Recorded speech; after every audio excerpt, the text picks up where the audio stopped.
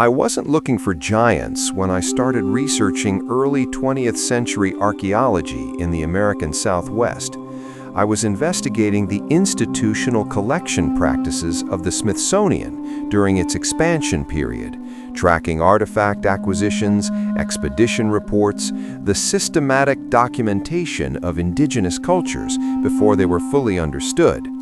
Standard historical research, the kind of thing you compile into neat catalogs of museum accession numbers and expedition logs and move on. But then I found the newspaper article. Not a small regional story buried in the back pages, not a sensational tabloid piece, not an obvious hoax from a disreputable source. A front-page article in the Arizona Gazette dated April 5, 1909, detailing what should be the most significant archaeological discovery in American history. An explorer named G.E. Kinkaid reported discovering a massive underground citadel in the Grand Canyon containing Egyptian-style artifacts and mummies of beings between 8 and 10 feet tall. The details were specific, not vague folklore or second-hand accounts. Kinkaid described the exact location, 42 miles up the Colorado River from El Tovar in the Marble Canyon area. He reported copper tools, stone urns bearing hieroglyphic inscriptions, tablets with unknown writings, and burial chambers designed for inhabitants of extraordinary size. The article stated Professor S.A. Jordan of the Smithsonian Institution had taken personal charge of the expedition to study what Kinkaid had found. And that's when the official explanation stopped making sense. The deeper I investigated, the more contradictions emerged. The Smithsonian has no record of Professor S.A. Jordan. No expedition logs from 1909 matching this description, no artifact accessions from Grand Canyon excavations during that period, not incomplete records, not damaged files, nothing. As if an expedition that warranted front-page newspaper coverage simply never existed. But the Arizona Gazette wasn't a tabloid. It was a respected regional paper that reported mining discoveries, territorial politics, and local business developments with documented accuracy. Not an isolated story either. Throughout the late 1800s and early 1900s, newspapers across the Southwest regularly reported giant skeleton discoveries. The San Diego Union in 1895, the New York Times in 1885 reporting Minnesota finds, the Middletown Signal in 1890 describing 9-foot skeletons in Ohio burial mounds. Dozens of accounts, always with similar details, always involving Smithsonian collection, always disappearing from the institutional record afterward. The pattern wasn't just present, it was systematic. Once you notice it, the evidence multiplies. I started examining the Grand Canyon cave systems themselves. The canyon contains over 1,000 caves, but fewer than 5% have been thoroughly explored or documented. The National Park Service restricts access to most cave systems, officially for preservation and safety. But certain areas face restrictions that exceed standard preservation protocols. Restricted Zone 3B in the Marble Canyon area, approximately where Kinkaid described his discovery, remains off-limits even to credentialed researchers. The coordinates from the 1909 article lead to cliffs over 2,000 feet above the Colorado River, accessible only by technical climbing or helicopter. Modern expeditions attempting to locate the cave entrance face immediate intervention from park authorities, not warnings or permits denied, immediate intervention. Amateur archaeology groups report being turned back by rangers before reaching areas matching Kinkaid's description, as if someone wants to ensure no one independently verifies the 1909 account. Kinkaid's description was remarkably detailed. He reported the cave entrance as resembling a natural rock formation from the river, but upon closer inspection showed signs of carved enhancement. The entrance passage descended at a sharp angle, then opened into chambers arranged in a systematic pattern. He described a main hall stretching hundreds of feet, with passages branching into side chambers. The architecture didn't match any known Native American construction pattern. It resembled, according to the article, Egyptian temple complexes. Then there were the artifacts themselves: copper tools and weapons, stone urns with hieroglyphic markings, tablets bearing inscriptions in an unknown script, statues resembling Egyptian gods, and burial chambers. Chambers designed for inhabitants far larger than normal human proportions. The article specifically stated mummies measuring 8 to 9 feet in length, wrapped in textile that resembled Egyptian burial cloth. Not speculation about height, measured dimensions. Museums display Egyptian artifacts transported across oceans. They showcase Viking settlements in Newfoundland, proving pre-Columbian contact. They document trade routes spanning continents. But Egyptian artifacts in the Grand Canyon from an era that supposedly had no transoceanic capability? That remains impossible to consider. The alternative, that the article accurately reported what Kinkaid found and the Smithsonian quietly removed every trace, apparently doesn't warrant investigation. But it's not just the Grand Canyon. The pattern extends throughout the Southwest and beyond. In 1891, copper miners near Crittenden, Arizona, reported discovering a stone sarcophagus containing a mummy nearly 9 feet tall. Reported to the Smithsonian, never seen again. In 1912, ranch workers in Lovelock Cave, Nevada, found red-haired mummies between 8 and 10 feet tall. Smithsonian correspondence confirms collection. Museum records show no such specimens. Throughout the 1800s, westward expansion unearthed thousands of burial mounds containing skeletal remains of extraordinary size. Not medical anomalies like acromegaly, which produces distinctive pathological features. These were proportionally scaled skeletons, everything enlarged but maintaining human structural ratios. Newspaper accounts from Illinois, Ohio, Minnesota, Tennessee, all describing the same phenomenon, all referencing the Smithsonian collection, all vanishing from institutional records. Why would excavation crews building railroads, digging mines, clearing land for settlements consistently fabricate identical stories across different states and decades? Why would newspapers risk reputation printing archaeological hoaxes when mining claims, land values, and territorial development depended on accurate reporting? And why would every account reference the same institution for verification, then disappear from that institution's records? The photographic evidence becomes impossible to ignore when you examine it systematically. While the Grand Canyon discovery predated widespread field photography, the burial mound excavations of the 1880s and 1890s were extensively photographed. Glass plate negatives show excavation sites with skeletal remains clearly visible. Skeletal remains measuring significantly larger than the excavators standing beside them for scale. Not perspective tricks, these are archaeological documentation photographs taken with survey equipment designed for accurate measurement recording. In image after image, you see the same configuration. Excavation crews posed with their discoveries, standard practice for documenting archaeological work.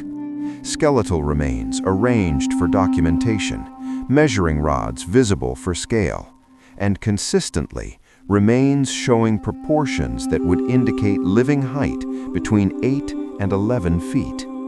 The excavators aren't positioned to exaggerate scale. They're documenting finds using established archaeological survey methods. The clothing and equipment tell the story. These aren't showmen or circus operators. They're wearing work gear, holding surveying tools, standing in excavation sites with visible stratigraphy. These are documentation photographs, the visual equivalent of field notes.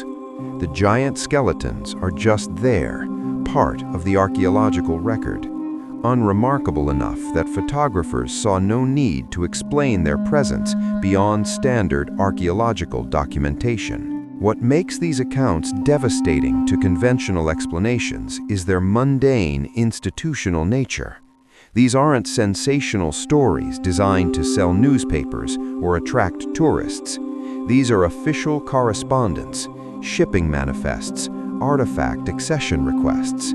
The Smithsonian's own letters from the 1880s reference collection of skeletal material of unusual proportion from multiple sites. Standard bureaucratic language, forms properly filed. Then the specimens simply don't appear in catalog systems. The institutional documentation provides the most detailed evidence precisely because it wasn't trying to prove anything extraordinary. It was processing routine archaeological collection.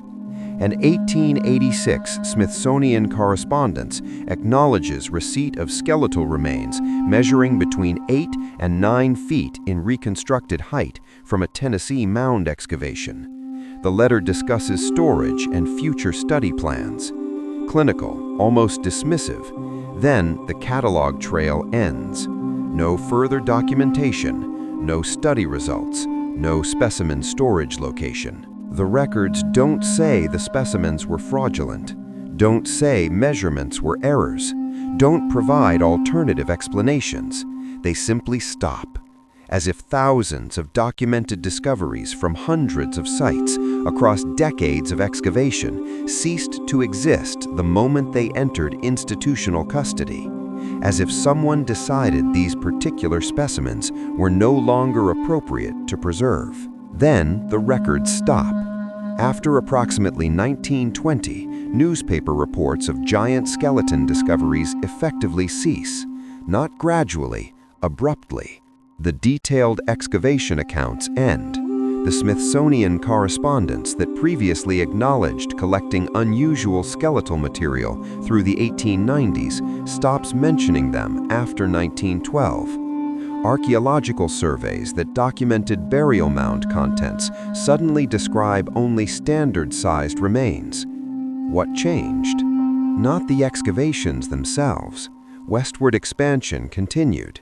Construction projects continued disturbing burial sites.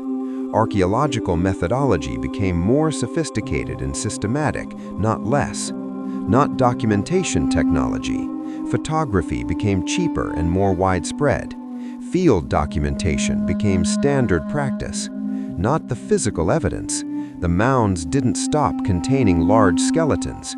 They stopped being reported as containing them. Just the documentation. The official record simply stops acknowledging what it had previously documented without comment. And when you try to trace what happened, you hit the same wall across every institutional source. Academic standardization provides convenient cover. New classification systems, updated catalog methods, institutional reorganization during the early 20th century. But the pattern appears before major institutional reforms. The newspaper reports stop appearing across different publications in different regions by 1920.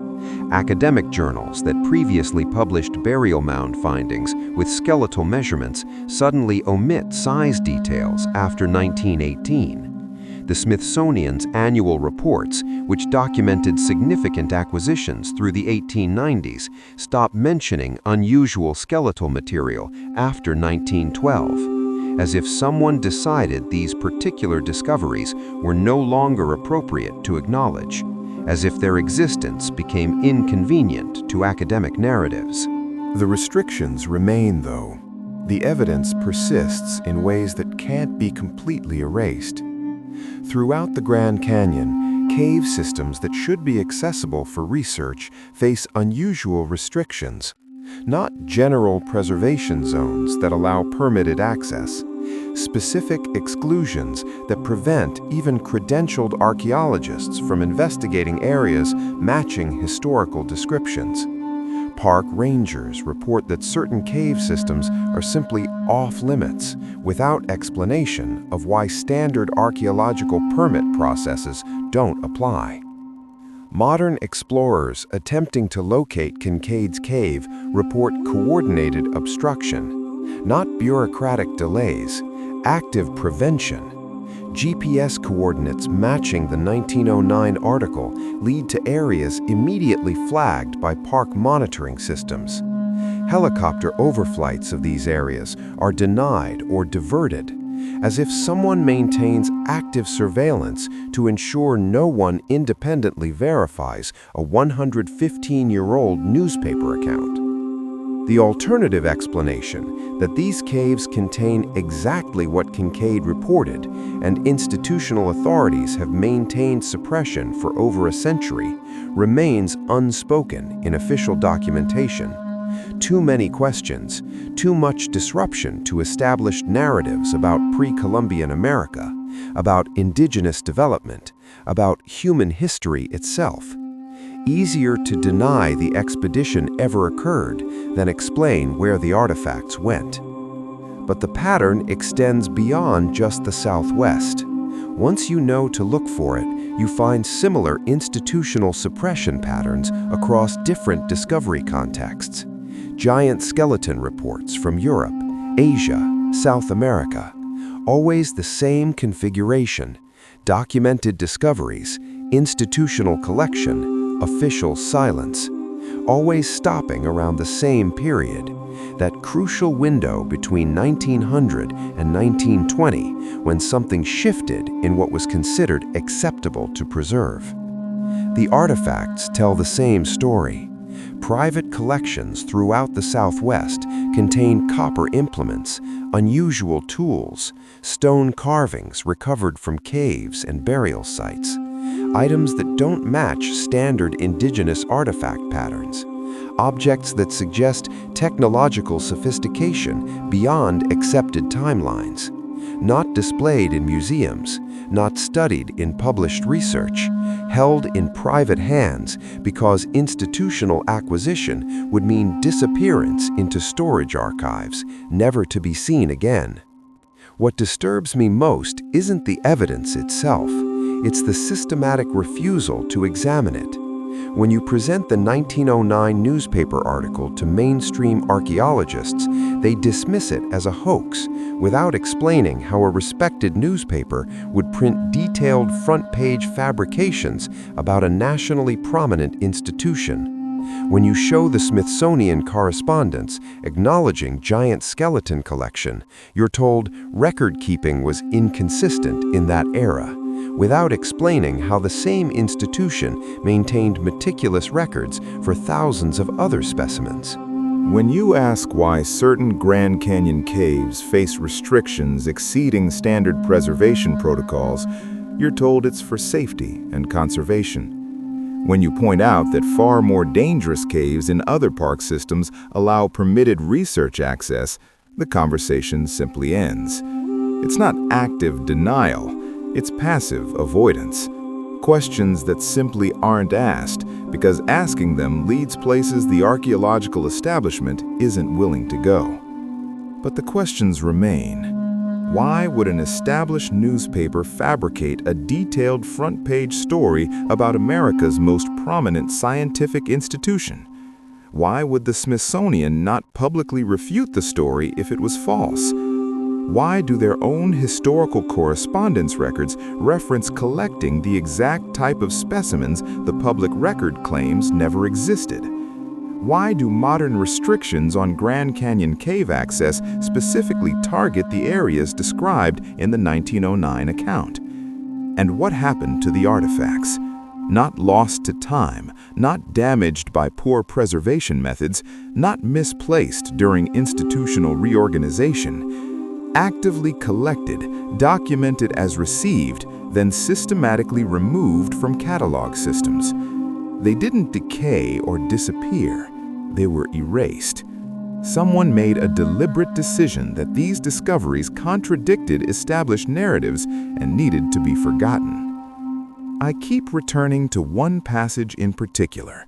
The April 5, 1909 Arizona Gazette article describes Professor Jordan standing in the main chamber, surrounded by artifacts that could rewrite the history of human civilization in North America. The account is detailed, technical, written with the measured language of scientific documentation. It describes specific artifact types, architectural features, measurements of chambers and passages. Then, absolute silence. No follow-up articles, no institutional acknowledgement. As if someone read that newspaper, realized the implications of what had been publicly revealed, and immediately suppressed every trace. We've made them impossible by pretending they never existed. We've turned documented institutional collections into forbidden speculation. We've erased discoveries that were apparently significant enough to warrant front-page coverage, yet somehow too dangerous to preserve. And in doing so, we've lost something important. Not just knowledge of who they were, but understanding of what we've forgotten. What civilizations existed in North America before accepted timelines? What capabilities humans possessed that we've decided to ignore? The archival newspapers remain. The Smithsonian correspondence exists. The restricted zones in the Grand Canyon wait for investigation, all asking the same questions. Why were they there? Why were they forgotten? And what else have we erased from history? Because acknowledging it would require rewriting everything we think we know about human civilization. The Grand Canyon remembers, even if the official record doesn't.